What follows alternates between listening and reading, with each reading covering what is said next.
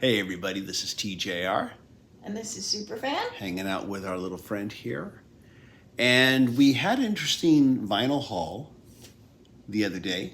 Yeah. That we thought we'd share with you. Yeah. We found this little place that was advertising sale. On estatesales.com I found it. And it wasn't really an estate sale. No, they were like a storefront. They had an upstairs and a downstairs location. Like an office and then office upstairs. But they just had a kind of storage. But they were selling from both spots, and they were doing a thing. They had vinyl records, used vinyl records, but they also had other memorabilia, collectibles, antiques, and they were going to open a third office storefront in the same building. And so they were trying to clear out inventory. So they were doing everything 50% off.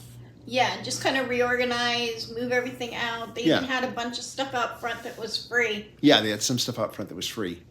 And but basically we went and took a look. They were very nice people. And of course you picked up a little Disney collectible to go with all your other collectibles. This was a 60-year anniversary button from 1988.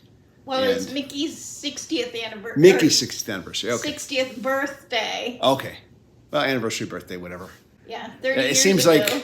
It seems like every year some character is celebrating its 100th anniversary or 50th anniversary or 75th anniversary. Or I can't keep up with it all. No, the past couple of years it's been... Because we had Mickey and Minnie's... What? Their 100th?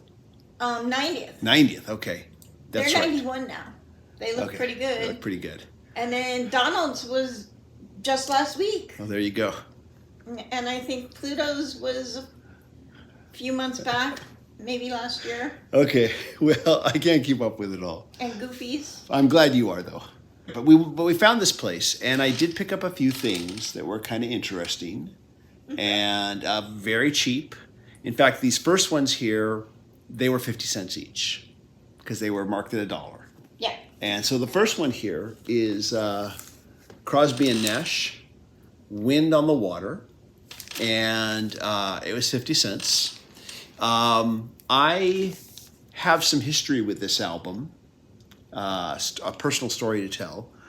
Back when I first started listening to popular music, very young teenager, my parents got me an AM/FM radio with a cassette deck built in.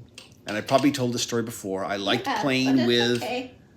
What? You have told it, but that's okay. Well, some people haven't heard it, though.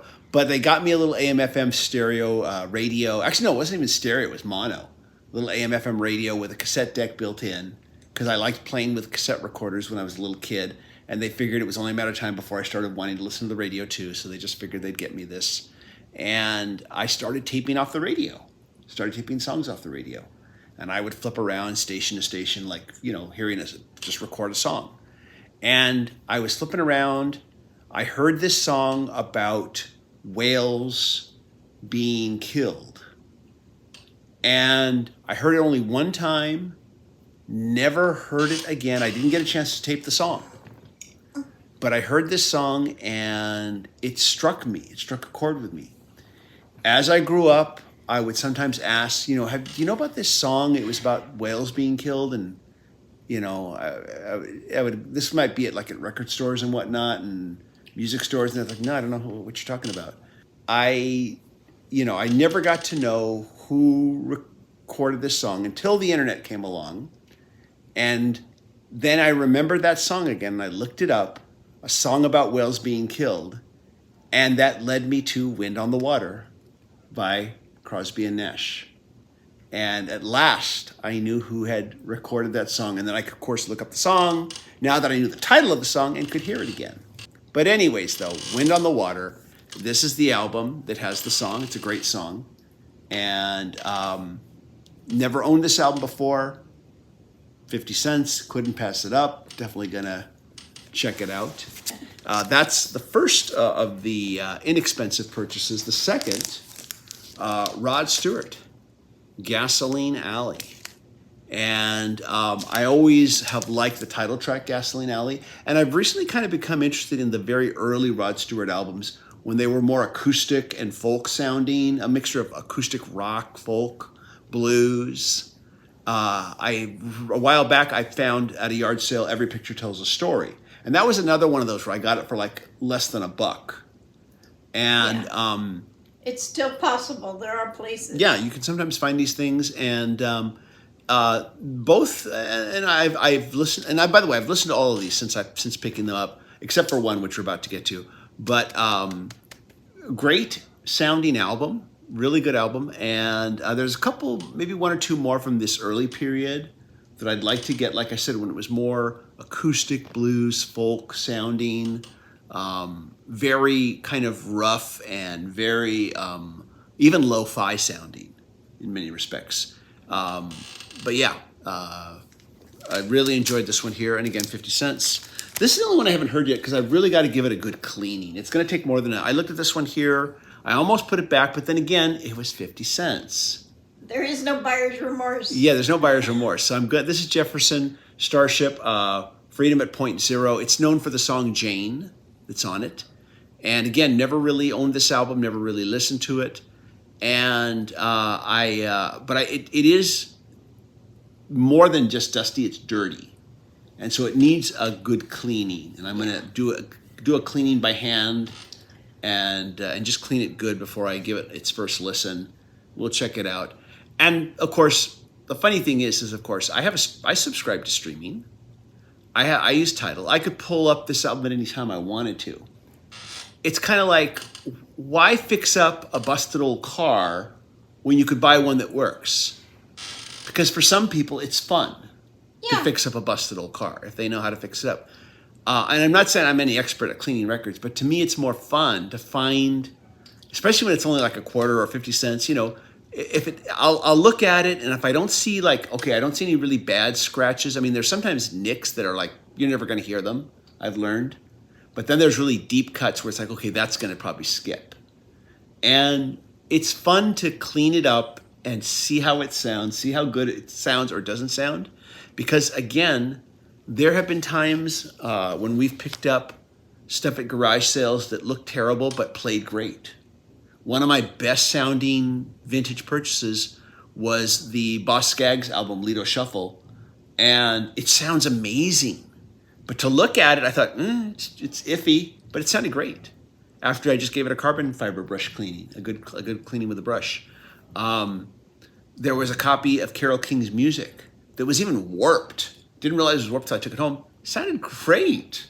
You just never know sometimes. And then sometimes you pick something up and it doesn't sound so great. Or it has skips and pops, you know. It's just but like, if you've only paid 50 cents a quarter. It's not a big thing. But and I'm more prone to experiment with things I've never heard before when it's, like I said, when it's for these kinds of prices. This one here, the cover was actually in pretty good shape, but the record was very dirty. But again, 50 cents. So I'm just gonna pick it up. So now we get to the more expensive items that I was there for, and I picked up this copy of Goat's Head Soup.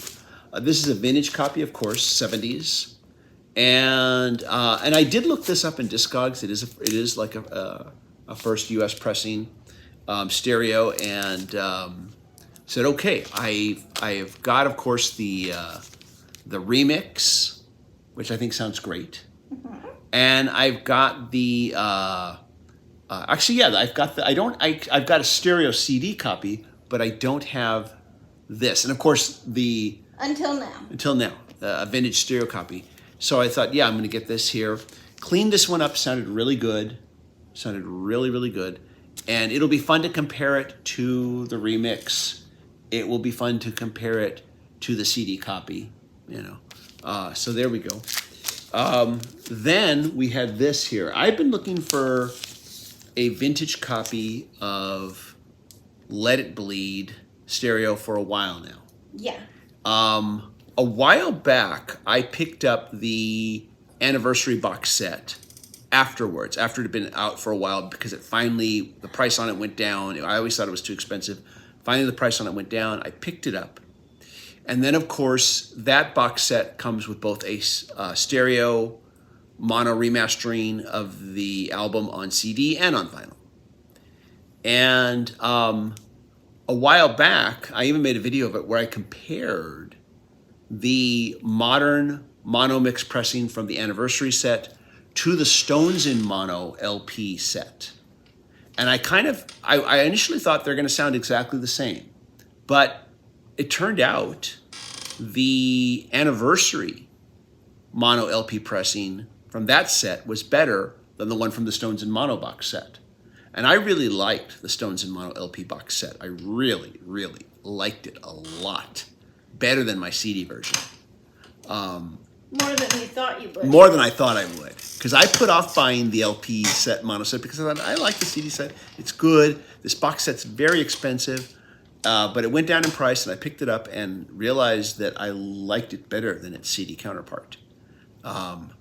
So I have been wanting to check out a stereo vintage pressing of Let It Bleed against the stereo pressing that I have from the anniversary set. And so I got this one here. I looked at it. The record looked like it was pretty good. The cover here was kind of ratty on the edges here, on the back here. But the record looked pretty good. Now, I thought that the record they had there was way overpriced. It was stickered at $30, but then they said half off. But even at $15, I was kind of on the fence about it. And I didn't express that. I just kept looking at it, and I was like, I don't know. So I walked up to the girl that was there at the counter, and I said, so this is 15. And without even saying anything more, she said, I'll let you have it for 10. And I said, okay, $10, I'll take a chance. So I've cleaned this up. Sounds good. It does, unfortunately, have one problem. The title track, Let It Bleed, does have a skip on it. Yeah. But I can still do a comparison, and I am going to do a comparison. I'm really anxious to sit down carefully and analytically compare the two. I will more than likely make a video about that, but that's another video for another day. But we also kind of came up with a good hack. Yes, we did. Around that one track. Yeah, around that one track. Because like I said, I did go ahead and after I cleaned it up, I listened to it. Sounded great, except for, like I said, the one track had a skip. But I still digitized this. I am going to look for another copy, another vintage copy of it on stereo. I am going to continue to find and hopefully find a better one. But I still digitized it. But then, as far as the track, Let It Bleed, off of this one here, I just substituted it with the Let It Bleed from the anniversary pressing, and just put that in its place. Now, yeah, for that one track. For that one track, and the rest of it is the vintage pressing. That way, I could still enjoy listening to it. And I'm going to let this go. I'm going to let this go for $10. I'm not going to complain because, to be honest, a vintage pressing of this album, first pressing, in good condition, a lot more than $10. A lot more than $10 from a good seller. So I'm not going to complain. I felt glad to get this for $10, and but I am going to make the comparison. I just won't use "Let It Bleed," the title track, in the comparison because I can't. Yeah. But I can compare all the other tracks and kind of give it a good like back and forth comparison and see what I think. And I will make a video about that. Yeah. Anyways, though, so I was happy to get this, but I was also a little bit disappointed because it would have been perfect if just the one song hadn't skipped. And what's more, not only did it skip, sometimes, usually you get a skip, it just skips, and then it keeps playing. This was one of those skips that kept repeating and repeating and would repeat ad infinitum if I didn't take the needle off.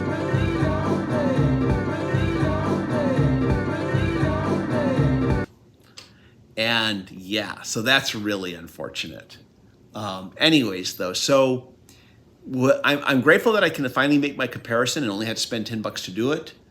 But it would have been so wonderful if that one track hadn't skipped and I could have just kept this. But oh well, I'm going to let it go at some point. But for right now, I'm holding on to it, and I was able to digitize a copy and just fix that one little thing about it. Anyway, so there we go. So now I have a story I want to tell. Oh wait, let's show your purchase though. Let's show what you got. Now you didn't buy this at the place that I was at, but you picked this up off the internet. And we just want to show it because it's Superfan's purchase here. We're going to just put this here for a moment here. And it ties into the Disney. Well, yeah, yes, it ties into your Disney, of course. Superman picked this up. It was a bargain on sale at a Disney website. Disney Music Emporium. Yeah. And this is simply Sherman, Disney hits by the Sherman Brothers. And it came with this little art print that she got here. Actually, it didn't come with, the art print was separate. Oh, it was separate, okay. Well, it came in the same packaging when you bought it. They sent it with the art print. But we'll show this little art print here that you picked up here as well. And this is from the concept art of the movie Mary Poppins. Yeah, this is the actual from the actual. It's not the actual real concept art. It's a print, of course, a copy of it. But it's nice. It looks nice. And this here was actually a Record Store Day release here, and it says here, "Relive the music and the magic of Walt Disney's favorite songwriters, the Sherman Brothers." And this contains some kind of interesting stuff here. It contains "Let's Get Together" from The Parent Trap, performed by Haley Mills. It has here "The Monkey's Uncle," performed by Annette Funicello and the Beach Boys. So there's some fun stuff here. There's one that I remembered from a film, The Ugly Bug Ball. In fact, I was asking you about that song the other day. I was saying, do you remember a song called The Ugly Bug Ball off of a Disney film? And you couldn't remember the title of the film, but you looked it up. It's called Summer Magic. Yeah, and we're going to be watching that soon on Disney Plus. Yeah, but it contains some fun stuff. But this was not purchased at this vintage hall, but we just thought we'd show it. The Sherman Brothers are known for having written the music for Mary Poppins. Oh, Mary Poppins! Yes, of course. Yeah, and from a lot of other Disney films, and of course other things as well. They're best known for the song "It's a Small World." Yes, everybody's favorite. Everybody's favorite. That once you get it in your head, you can't get it out of your head. Sometimes, but yeah, very very beloved songwriting duo, and of course, sadly we've lost them both, and we recently lost Richard Sherman. Yeah. Sadly, just like a few weeks ago. Yeah, we actually had met him. Met him once. Yeah, we were at a Grammy event. There were a couple different Grammy events where he was there. He was there, but there was one in particular where he talked about. We sat next to him at the Mel Brooks one. Yeah, that's when we heard Mel Brooks talk, but he was there just in the audience. Yeah, among other people that were there. Maya Rudolph from SNL was there. In this time, we were just in this tiny little room listening to Mel Brooks talk about songwriting. And Carl Reiner was there. Yes. And that was that was the best Grammy event we ever went to. It was such a cool little event. But we did go to one where Richard Sherman talked about his songwriting experiences, and that was a great event to be at. And we brought a friend with us. Yeah. Whom we got into the it was kind of like an internship type of thing with the Grammys, I think it was. Yeah. And she got she got his autograph and stuff. She was just thrilled to meet him. She was just a young girl, like 18, 19, yeah, that we had kind of mentored in. Yeah. That's, like I said, a whole other story. But so we just thought we'd show that. So finally, I'm gonna talk about kind of a funny thing. I don't know about funny, but just kind of a funky thing. As I was looking at all these records, as I was staring at this version, thinking, was I going to buy this? Was I going to buy this? What was I going to pick up? There was music playing in the store. And there was this funky old stereo setup. And I'm showing you a picture of it right now. I even took some video of it. But here's a picture of it.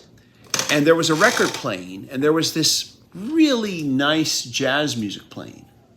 And I didn't know what it was. I'd never heard it before. I got up and I looked at the label, and it was, of all people, a music artist who, during my youth, had a hit single on the radio. A music artist that, how shall I put it? Back in my youth in the 70s and early 80s, most people my age wrote off as we thought he was kind of a joke. Yeah, but, I mean, he had this one radio hit, and it got played everywhere. He was a jazz artist, but he had this one instrumental radio hit. So there's got to be something. Yeah, yeah, that's what you said. And anyways, though, but I'm listening to this, I mean, this music's really nice. I really like this music. I looked at it, and it was Fun and Games by Chuck Mangione. And I looked at that, and I was kind of like, oh, this is Chuck Mangione. I like a Chuck Mangione record. And it was just funny to me. And she was playing it there, and I noticed, then I looked over, and there was the cover. You know, she had the cover sitting where the other records were, because she pulled the record out. The record didn't even have a sleeve, so I got a sleeve for it. You know, I had plenty of leftover sleeves with poly lining. And yeah, Fun and Games side 2 she was playing. Yeah, so the hit single wasn't on there. No, this does not have that song on it. Oh, it doesn't? No. Oh, okay. No, it's not on it. And the hit we're talking about is Feels So Good. Yeah, which was all over the radio, and I never really cared for it. But I heard side 2 at this store that I was at, and I said, well, I like this. I'm going to buy it. And it was another record for $1, so it was 50 cents.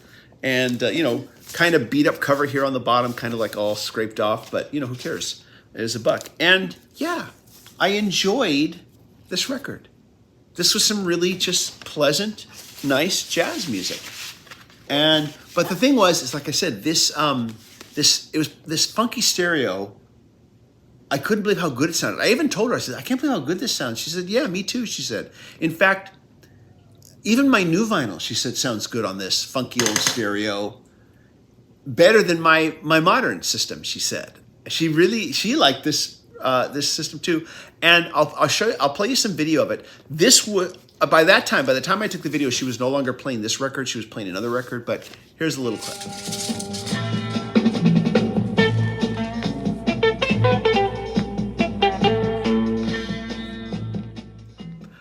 Don't know how well that comes across from the phone, microphone, and camera, but you get I don't know, maybe you get an idea. But it just, and I thought that record, the other record, I have no idea what it was she was playing at the time. I thought that record sounded really good too, coming off that stereo. Yeah. And just a funky thing. And, it kind of goes back to something I once heard from the Andrew Robinson YouTube channel. He always ends his show by saying, and remember, the only person who has to like your system is you. Just goes to show you never know sometimes. Funky old system, but it sounded wonderful. So there you have it, another vinyl haul, and hope you enjoyed that. And if you've picked up anything cool or interesting or unique, please let us know in the comments. As always, if you like these videos, be sure to hit like, hit subscribe, and hit the bell notification icon so you never miss a video.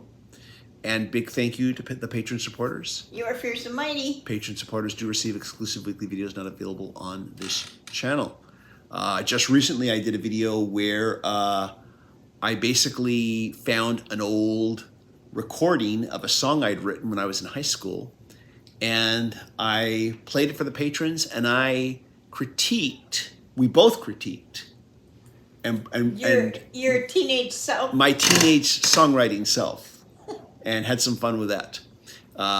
Anyway, so if you'd like to be a patron supporter, go to patreon.com/TJR the original. If you can't, I understand. You can always show your thanks by giving a one-time super thanks on any video I leave here. And if you can't do that, you can just click thanks and click thumbs up, and that'll help this channel a great deal. And everybody, thank you for watching, and we'll see you in the next video. Take care. Bye-bye. Bye.